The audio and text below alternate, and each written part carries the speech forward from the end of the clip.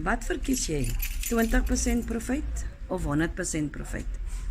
As jy vir jouself werk, verdien jy 100% profit op die produkte wat jy verkoop. Maar as jy iemand anders se produkte verkoop, dan verdien jy maar 10% of 20%.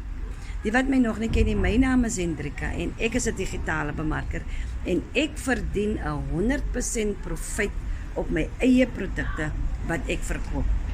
As jy byvoorbeeld $400 sales het op een dag, dan is dit meer as R20,000 in jou eie bankrekening. En dit is wat ek doen. Ek verkoop nie iemand anders se produkte nie. So ek verdien nie kommissie op produkte wat ek verkoop nie.